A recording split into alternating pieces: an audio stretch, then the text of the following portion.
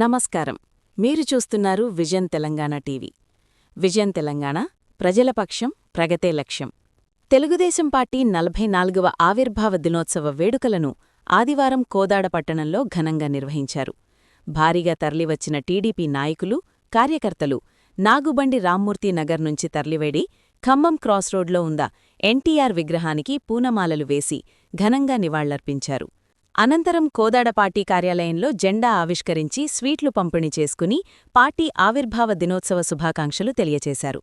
మాజీ నియోజకవర్గ ఇన్ఛార్జ్ ఓరుగంటి ప్రభాకర్ అధ్యక్షతన జరిగిన సమావేశంలో ముఖ్య అతిథిగా పాల్గొన్న మాజీ రాష్ట్ర ఆర్గనైజింగ్ సెక్రటరీ ముత్తినేని సైదేశ్వర్రావు మాట్లాడుతూ, తెలుగు ప్రజలకు జరుగుతున్న అన్యాయంతోనే నాడు అన్న ఎన్టీఆర్ పార్టీని స్థాపించి అతి తక్కువ సమయంలోనే అధికారంలోకి తీసుకువచ్చి పేద ప్రజలకు ఎన్నో సంక్షేమ పథకాలు ప్రవేశపెట్టి పేదల గుండెల్లో చిరస్థాయిగా నిలిచిపోయారన్నారు. రాజ్యాధికారంలో బడుగు బలహీన వర్గాలకు పెద్దపీట వేసి తెలుగు రాష్ట్రంలో తెలుగుదేశం పార్టీ తిరుగులేని రాజకీయ శక్తిగా మారిందన్నారు. టీడీపీతోనే అన్ని వర్గాల ప్రజలకు న్యాయం జరుగుతుందన్నారు. తెలంగాణలో రానున్న రోజుల్లో పార్టీకి పూర్వవైభవం రావడం ఖాయమన్నారు.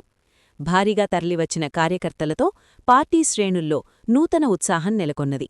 ఈ కార్యక్రమంలో మాజీ రాష్ట్ర కార్యదర్శి బయ్యా నారాయణ, కొల్లు నర్సయ్య, మాజీ పట్టణ అధ్యక్షులు గుళ్లపల్లి సురేష్, జనపనేని కృష్ణరావు, గురవయ్య, కట్టా సతీష్, కొల్లు సత్యనారాయణ, కోడవాసు, చాపల శ్రీను, నాగేశ్వర్రావు, కోటిరెడ్డి, శోభన్, సర్పంచులు చల్లా గురవయ్య, ఉమా పిచ్చయ్య, వేమూరి సతీష్, ఏటుకూరి సురేష్, నరేష్ రెడ్డి, రేవంత్ రెడ్డి తదితరులు పాల్గొన్నారు.